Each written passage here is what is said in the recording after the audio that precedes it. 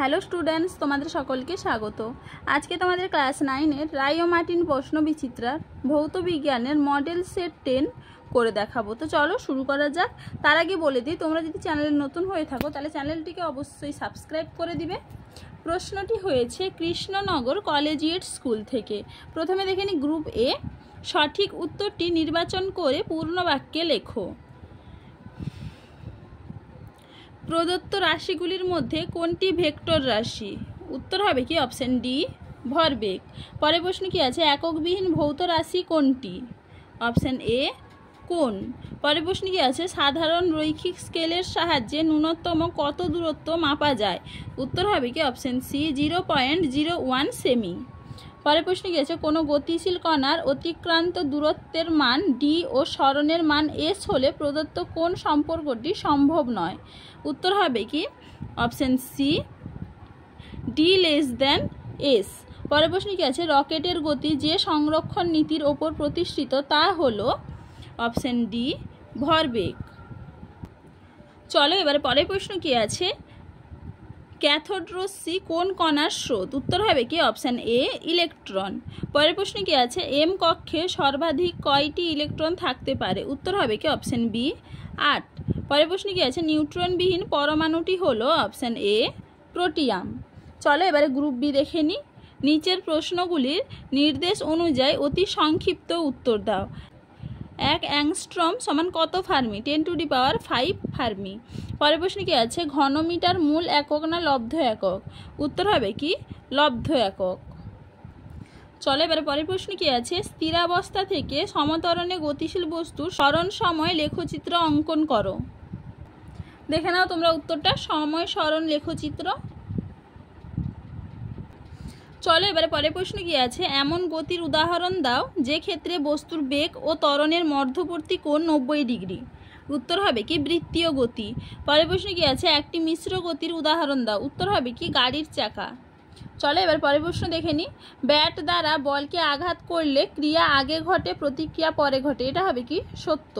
পরের প্রশ্ন কি আছে? কোন বলের কারণে পরমাণুর ইলেকট্রনগুলি নিউক্লিয়াসের চারপাশে ঘোরে? উত্তর হবে কি ইলেকট্রোস্ট্যাটিক বলের কারণে। কি হবে? ইলেকট্রোস্ট্যাটিক বলের কারণে। পরের প্রশ্ন কি আছে? 19 পরমাণু ক্রমাঙ্ক বিশিষ্ট মৌলের পরমাণুর ইলেকট্রন বিন্যাস করো। দেখে নাও। কে কক্ষে 2টি, এল কক্ষে 8টি, এম কক্ষে 8টি এবং এন কক্ষে 1টি।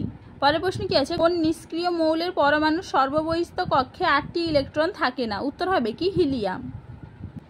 চলো এবারে গ্রুপ সি দেখে নিই। নিচের প্রশ্নগুলির সংক্ষিপ্ত উত্তর দাও। লম্বন ত্রুটি কাকে বলে? দেখে নাও। লম্বন ত্রুটি সাধারণ স্কেলের সাহায্যে দৈর্ঘ্যের পাঠ নেওয়ার সময় চোখ ঠিক খাড়া অবস্থানের পরিবর্তে তির্যকভাবে অবস্থান করলে পাঠ নির্ণয়ে ত্রুটি আসে।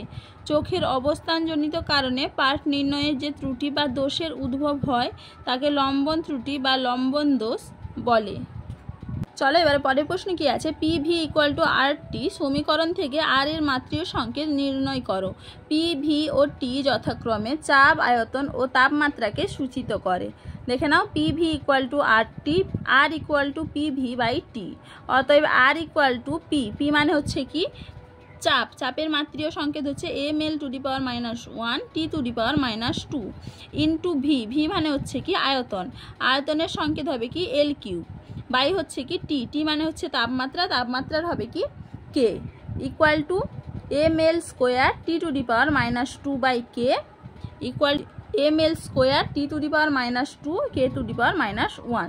তাহলে আর এর মাত্রীয় সংকেত হবে কি mL² T⁻⁻2 K⁻⁻1। চলো এবার পরের প্রশ্ন দেখে নিই। এমন দুটি রাশির নাম লেখো যাদের একক একই কিন্তু একটি স্কেলার রাশি ও অপরটি ভেক্টর রাশি। উত্তর হবে কি দ্রুতি ও বেগ। পরের প্রশ্ন কি আছে? বল সংযোজনের সামান্তরিক সূত্রটি চিত্রসহ লেখো। দেখে নাও তোমরা উত্তরটা। তোমরা এইখান থেকে এইটুকু লিখবে। দেখে নাও একটু। তাহলে দেখো স্টুডেন্টস, আমি এখানে তোমাদের প্রশ্নগুলির উত্তর কত নম্বর পেজে কত নম্বর প্রশ্নের উত্তর সেটা লিখে দিয়েছি, তোমরা একটু দেখে নাও। চলো আজকে এইটুকুই। দেখা হচ্ছে পরে ভিডিওতে। ভিডিওটি ভালো লাগলে লাইক অ্যান্ড সাবস্ক্রাইব করে দিবে।